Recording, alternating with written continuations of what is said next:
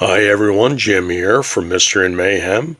Today is Tuesday, so it's Tag Tuesday, and today I'll be doing the Sherlock Holmes book tag that was created by Mark over Book Time with Elvis and is worthy of Sherlock Holmes himself. Since I'm my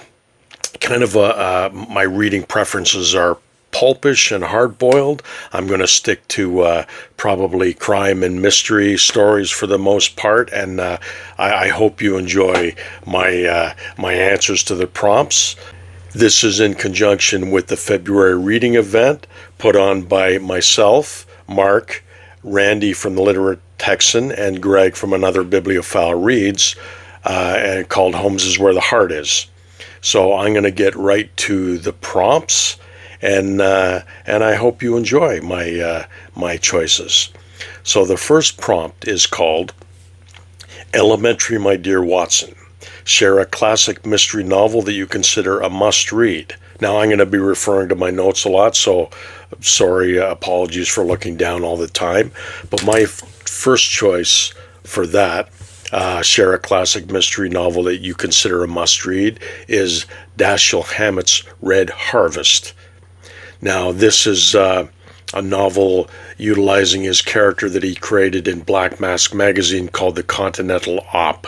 And this is his first novel, and it's very, very well done. This is an awesome story, and it's influenced many other stories and actually films that have come after this. And it deals with corruption in a small town. And it's very well written and very iconic, this story. It influenced Clint Eastwood's For a Fistful of Dollars, Kurosawa's Yojimbo, and Bruce Willis, the Bruce Willis movie Last Man Standing. And it has influenced other things as well, but they're the three that I can think of off the top of my head. The second prompt is Baker Street Irregulars. Recommend a book with a group of unlikely heroes or a diverse ensemble cast. And there was really no other choice in this category. I'm going to choose Ed McBain's 87th Precinct series. And this series ran for I think he wrote 55 books in this series. It ran forever. And the cast of police officers and other characters in this series are just incredible. And if you ever watch the show NYPD Blue, you'll understand what I mean. I think that was heavily influenced by Ed McBain's 87th Precinct stories. Some of the police officers named Steve Carella, Cotton Hawes, Meyer, Fat Ollie, and they're all unique in their own way. And these are so well written, and I really recommend these books. And so that's my second prompt. And really, there was no other choice.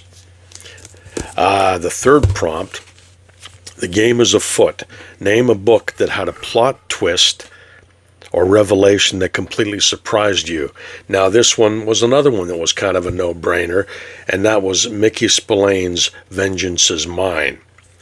And this is revealed the very last sentence of the book. Now, don't get the book and look at the last sentence.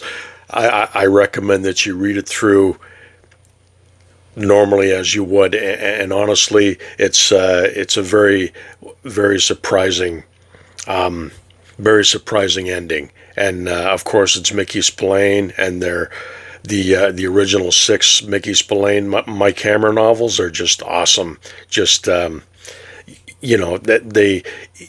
was like a hurricane hitting when these came out on the shelves back in the day, back in the 40s, I guess, post-war era, and they sold like hotcakes.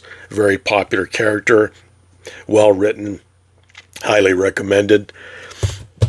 The next prompt, 221B Baker Street. Talk about a time you visited somewhere of literary significance. Well, I haven't gotten around much. I mean, I've been down to Florida a couple times. Yeah,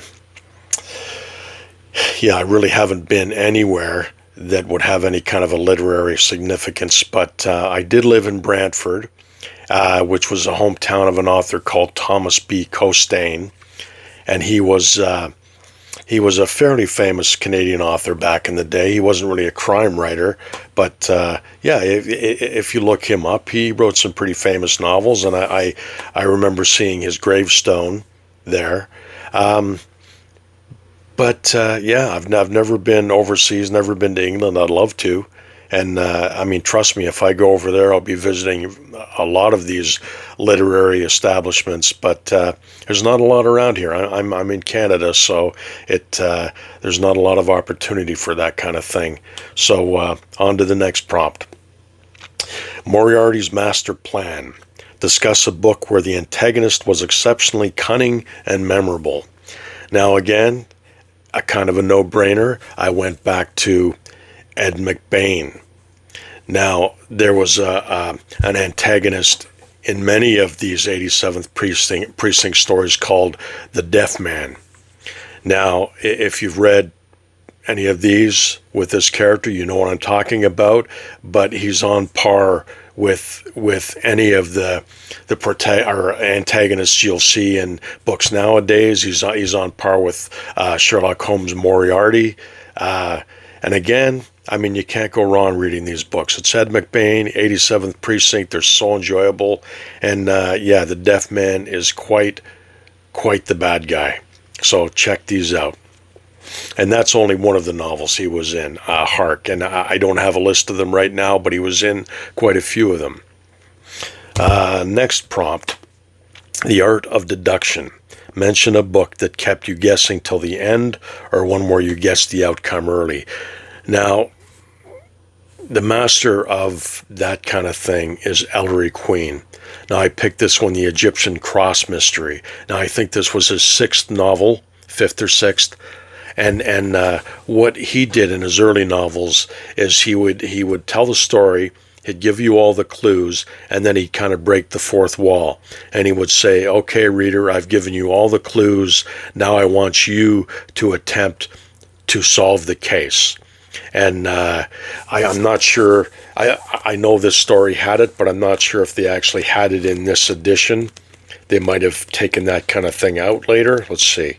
I'm going to look right now. And it's been a long time since I've read it, but these are great whodunits, and they do keep you guessing, and they're well written.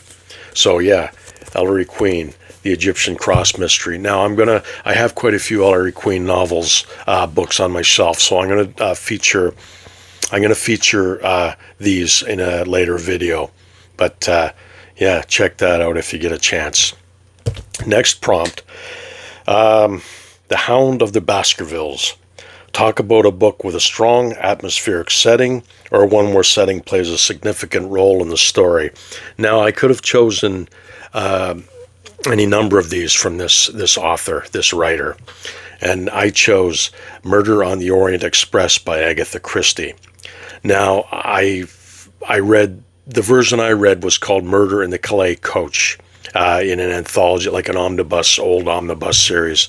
But this is a really good story, and I almost chose this for a cast of diverse characters, because there's a lot of characters in here, and Agatha Christie was really good for that, just throwing a bunch of characters in and creating a mystery, keep everybody guessing.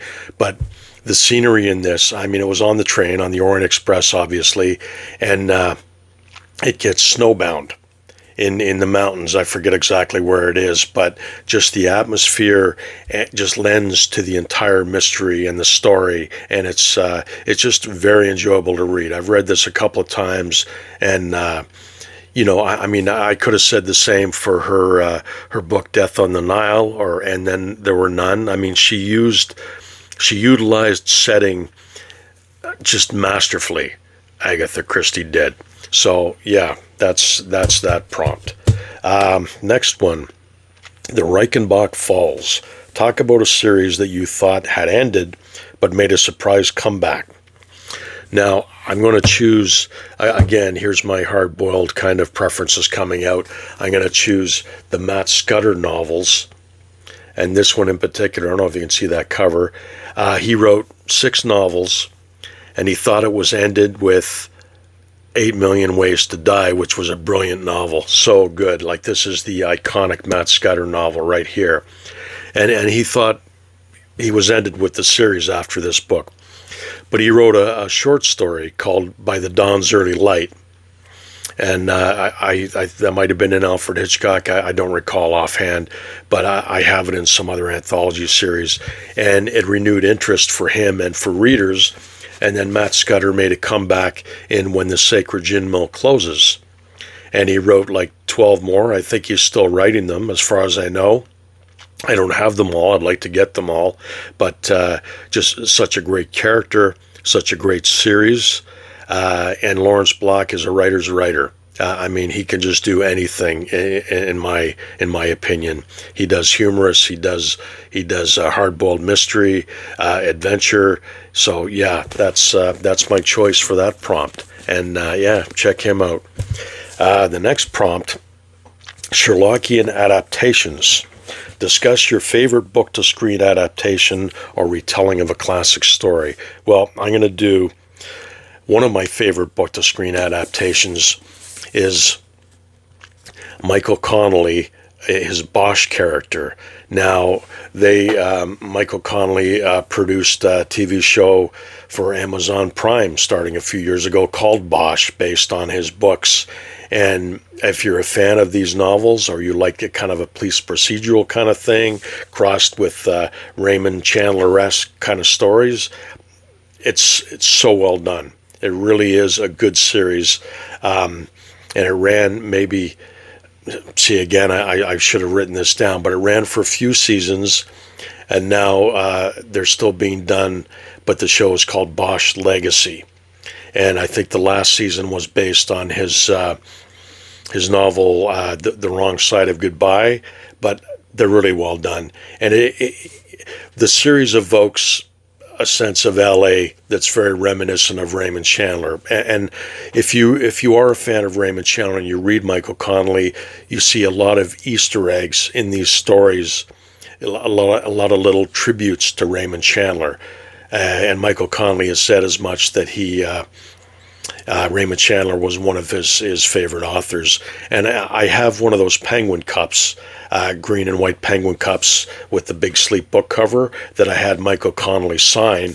Actually, at the same time, I had him sign this book for me. I saw him in Toronto at an event, and there was a talk and an interview, and I managed to line up and meet him and shake his hand and get him to sign my book and sign my Big Sleep, my Raymond Chandler Big Sleep mug. So yeah, that was a nice, memorable thing for me.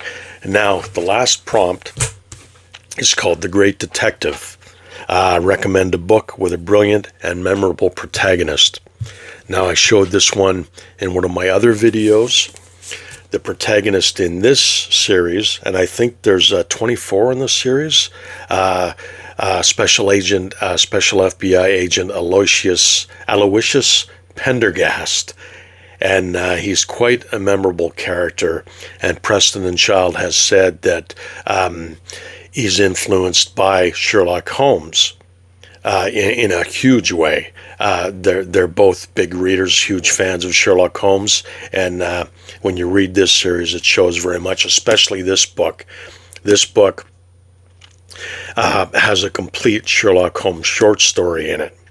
So, and it's so well done. And the whole story is just, this is my favorite one of the series so far. I haven't read them all, but this is a good book. So yeah, those are my choices for my prompts, for Mark's challenging prompts. So I hope you guys enjoyed the video, and like I hope you guys enjoy us for the February reading event. I'm just pumped about it. I'm excited about it, and I think that there's a lot of you out there who are really looking forward to joining us in this. So I'm going to leave it at that for Tag Tuesday. I hope everyone's doing well. It's so snowy out there right now. And anyway, take care, and I'll talk to you soon. Keep reading. I did forget one thing at the end of my video, though. I forgot to tag someone, and I'd like to tag Roy over at Roy Reads Anything. Thanks, everyone. Take care.